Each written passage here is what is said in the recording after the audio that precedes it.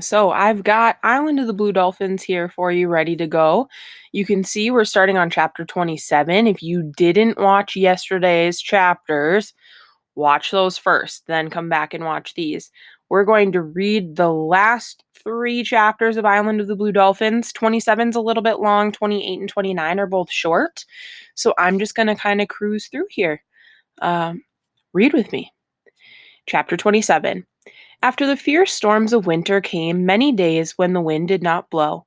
The air was so heavy that it was hard to breathe, and the sun so hot that the sea was like a sun itself, too bright to look at. The last day of this weather, I took the canoe from the cave and paddled around the reef to the sand pits. I did not take Rontu Aru with me, for while he liked the cold, he did not like heat. It was good that he did not come with me. The day was the hottest of all, and the sea shimmered with red light. Over my eyes, I wore shields made of wool with small slits in them to see through. No gulls were flying, the otter lay quiet in the kelp, and the little crabs were deep in their holes. I pulled the canoe up onto the beach, which was wet but steaming from the sun. Early every spring, I took the canoe to the sand pits and spread fresh pitch in the cracks that needed it. I worked all this morning, stopping from time to time to cool off in the sea. And as the sun climbed high, I turned the canoe over and crawled under it and went to sleep in the shade.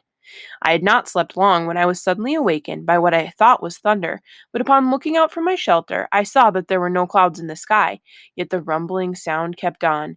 It came from a distance, from the south, and as I listened, grew louder. I jumped to my feet. The first thing that caught my gaze was the gleaming stretch of beach on the southern slope of the sand pits. Never in my life on the island had I seen the tide so low. Rocks and small reefs that I did not know were under the sea stood bare in the blinding light. It was like another place. I had gone to sleep and wakened on another island. The air was suddenly was the air was suddenly tight around me. There was a faint sound as if some giant animal were sucking the air in through his teeth. Sorry. The rumbling came closer out of an empty sky, filling my ears, then beyond the gleam of the beach and the bare rocks and reefs. More than a league beyond them, I saw a great white crest moving up and down upon the island. It seemed to move slowly between the sea and sky, but it was the sea itself.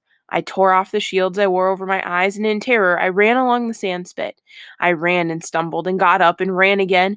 The sand shuddered under my feet as the first wave struck. Spray fell around me like rain. It was filled with pieces of kelp and small fish.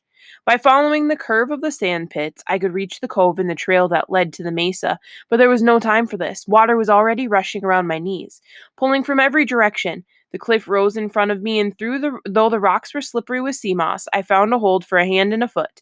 Thus, a step at a time, I dragged myself upward.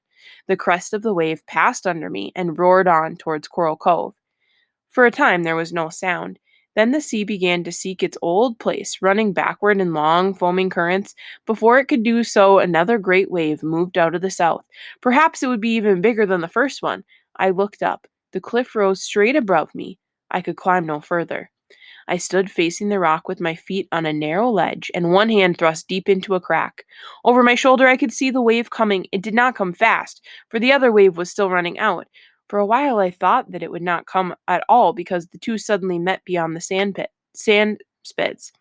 The first wave was trying to reach the sea, and the second one was struggling towards the shore. Like two giants, they crashed against each other. They rose high in the air, bending first one way and then the other. There was a roar as if great spears were breaking in battle, and in the red light of the sun, the spray that flew around them looked like blood. Slowly, the second wave forced the first one backward, rolled slowly over it, and then, as a victor drags the vanquished, moved in towards the island. The waves struck the cliff. It sent long tongues streaming around me so I could neither see nor hear.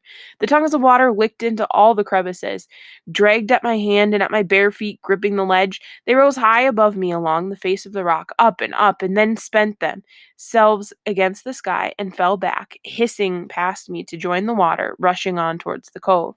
Suddenly, all around me was quiet. In the quiet, I could hear my pounding and knew that my hand still had its hold on the rock and that I was alive. Night came, and though I was afraid to leave the cliff, I knew that I would never stay there until morning. That would go that I would go to sleep and fall.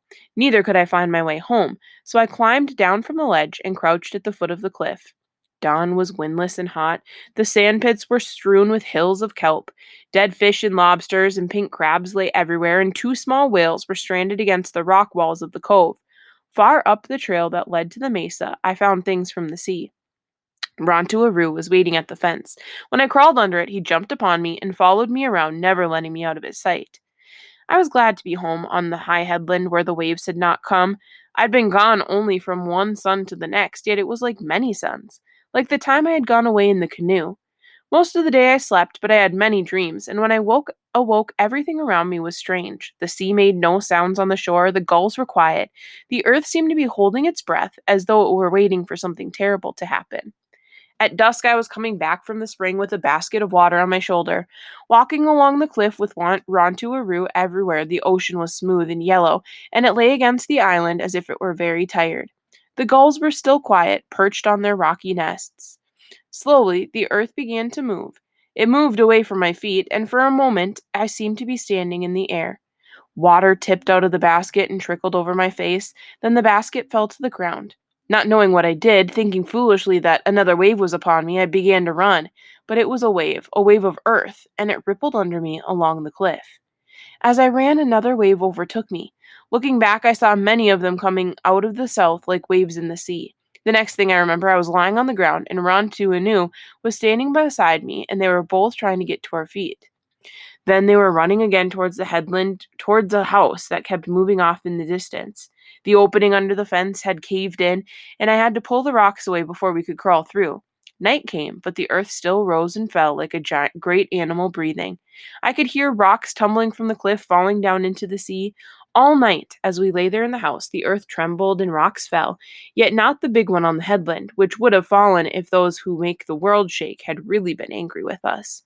In the morning the earth was quiet once more, and a fresh wind that smelled of kelp blew out of the northern sea.